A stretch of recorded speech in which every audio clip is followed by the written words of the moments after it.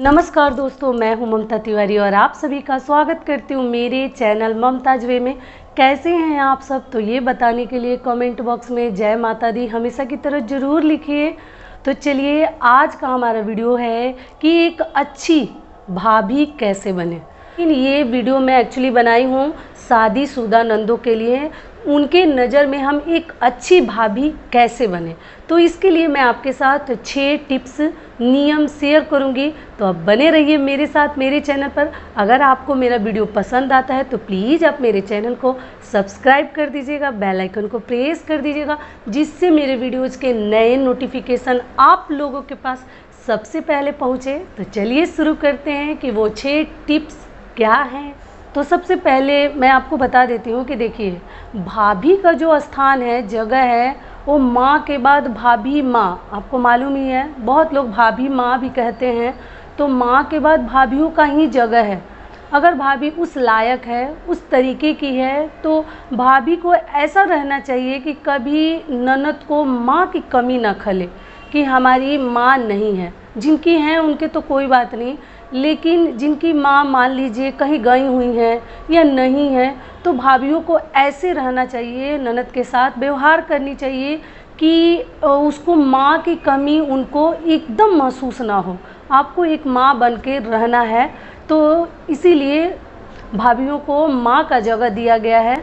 तो चलिए शुरू करते हैं। सबसे पहला नियम है कि देखिए कि भाभी को ननद के लिए क्या करनी चाहिए। अगर आपकी ननद आपके घर आई है तो आपको ननद की सेवा में एक भी कमी नहीं करनी चाहिए। सबसे पहले हमारे तरफ तो नियम है कि ननद आती है तो लोग ननद का पैर थाली में धोते हैं। और अब मान लीजिए कि कहीं दूर से आ रही हैं तो गंदा पैर बहुत सारे लोग थाली में नहीं धोते हैं, क्योंकि थाली गंदी हो जाएगी। तो देखिए, इसके लिए भी मैं बता देती हूँ कि आप ले जाके बाथरूम में ही ननद का पैर धुलवा दीजिए। ये बहुत अभी भी हमारे तरफ लोग ऐसा करते हैं। नंदे आती हैं तो उनका थाली में पैर धोते हैं। अगर थाली में नहीं धोएं तो वो ले जाके बाथरूम में ही अपने हाथ से मग से पानी गिराकर आपको थोड़ा अपने हाथ को लगाकर उनका पैर धो देनी चाहिए, और उसके बाद टॉवेल वगैरह दे दीजिए कि वो पोंछ लें। तो अच्छी भाभी बनने के लिए आपको ये कार्य अवश्य करनी चाहिए, तब ननद की लाडली भाभी आप बन पाइएगा। तो ये हो गया हमारा पहला नियम। दूसरा नियम क्या है कि कभी भी ननद को हर तीज त्यौहार में आप ज़रूर याद कीजिए, क्योंकि बहुत सारे ऐसे व्रत हैं जिसमें मायके से गिफ्ट जाता है, उनके लिए उपहार जाता है, जैसे तीज हो या और भी बहुत सारे व्रत हैं जिसमें नंदों को ज़रूर दिया जाता है। अगर भाभी दान करती है जो ब्राह्मण को दिया जाता है तीज वगैरह में या करवा चौथ में, तो अच्छी साड़ियाँ या कुछ ऐसा दान करिए जो ननद आपकी यूज कर ले, इस्तेमाल करे। उस तरीके का चीज़ आपको दान करनी चाहिए। ऐसा ना दान करें कि किसी के पहनने के लायक ही ना हो। तो आप दान करके उसको अच्छे से रख लीजिए कि जब ननद आए तो उसको ज़रूर दे दीजिए। और आपको हर तीज त्यौहार में ननद को ज़रूर याद करनी चाहिए। फ़ोन भी कर लीजिए, लेकिन ज़रूर कर लीजिए, क्योंकि भाभीयों का भी कुछ फ़र्ज बनता है, भाइयों का भी फ़र्ज बनता है, सिर्फ नंदों का ही नहीं बनता है। भाई भाभी दोनों का फ़र्ज बनता है कि बहन को ज़रूर याद करे।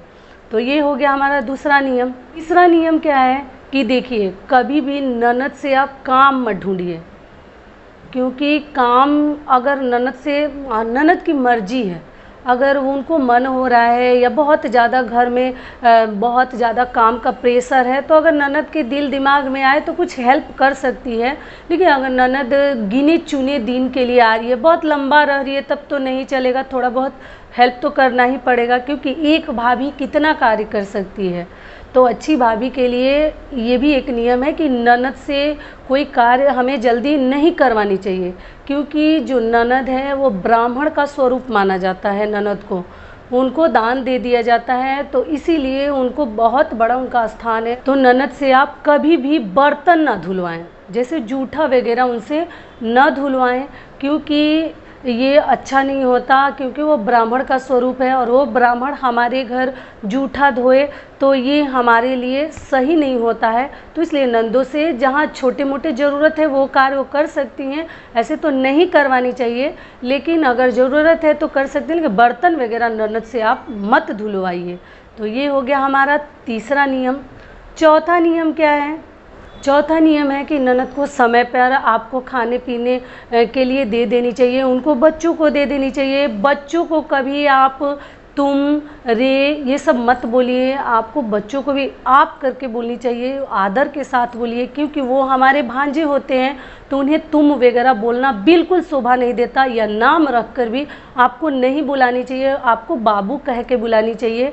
तो आप ननद अगर कहीं बाहर वगैरह जा रही है तो अपना कपड़ा भी उनको आप दे सकती हैं। अच्छी भाभी के बहुत सारे क्वालिटीज़ होते हैं, भले ही ननद अपना ड्रेस वगैरह लेकर आई है आपके घर, लेकिन फिर भी आपको अपने ड्रेस वगैरह साड़ी वगैरह दे देनी चाहिए कि दीदी ये पहन लीजिए। छोटी ननद है तो उनको भी आप दे सकते हैं कि बहनी आप ये चीज़ पहन लीजिए। तो इस प्रकार से आप नंदों को देकर बाहर कहीं उनको विदा कीजिए, या मार्केट जा रही हैं या किसी के घर जा रही हैं तो आप अपना भी ड्रेस वगैरह पहना सकती हैं। तो ये हो गया हमारा चौथा नियम। पांचवा नियम क्या है कि ननद कभी भी मायके आए, आपके घर आए, तो उनको कभी भी इस तरीके से विदा मत करिए खाली हाथ। आप ज़रूर एक वस्त्र, कपड़ा, साड़ी, सूट जो ही आपको देना चाहती हैं उनको ज़रूर देकर विदा कीजिए, क्योंकि ब्राह्मण को खाली हाथ कभी विदा नहीं करते।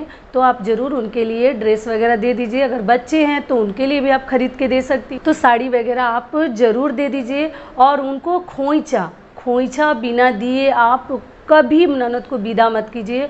मायके से खोइछा देकर ही बेटी को विदा किया जाता है कि जहाँ रहे फले फूले, सुखी रहे और उसके घर में सुख समृद्धि की कभी कमी ना हो। तो मैं खोइछा के ऊपर एक वीडियो बनाई हूँ, आप चेकआउट कर सकते हैं कि खोइछा आखिर देते कैसे हैं, किन चीज़ों की खोइछा हम नंदों के आंचल में डालते हैं। तो आप ज़रूर दीजिए, क्योंकि बेटी बहन को देना बहुत शुभ होता है।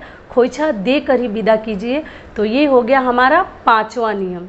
छठा नियम क्या है कि देखिए, कभी भी ननद आपके घर आए तो अपने हस्बैंड के हाथ से या उनके भाई के हाथ से उनको ज़रूर पैसा वगैरह कुछ बच्चों को या ननद को ज़रूर दीजिए। मुद्रा वगैरह क्यों दिया जाता है कि देखिए, आदमी कमाता है तो ऐसा नहीं है कि सारे कमाई, सारे पेमेंट, सारे सैलरी हम अपने लिए ही कमाते हैं।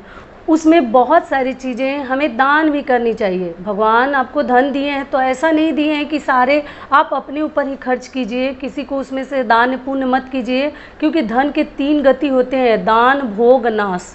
तो उसको इसलिए दान जरूर करनी चाहिए। भोगना तो है ही, लेकिन दान भी अवश्य कीजिए। तो बहन बेटी को जरूर पतियों के हाथों से जरूर पैसा वगैरह देकर ही उनकी विदाई कीजिए, और उनका सुख दुख आप जरूर पूछ लीजिए कि कैसी हैं, क्या हैं, क्योंकि अगर उस लायक ननद हो तब। क्योंकि आप लोग बोलते हैं कि मेरी ननद ऐसी है, ये है, ऐसे करती है, आप लोगों का मन तो नहीं करेगा, लेकिन फिर भी अपनी जगह पर हमें खराब नहीं होना है, हमें किसी से खराब व्यवहार नहीं करना है। ननद भले ही जैसी हो, जो आपके साथ करे ना करे, लेकिन मैं कई वीडियोज में बता चुकी हूँ कि हमें अपना जगह, अपना मुंह खराब नहीं करनी है।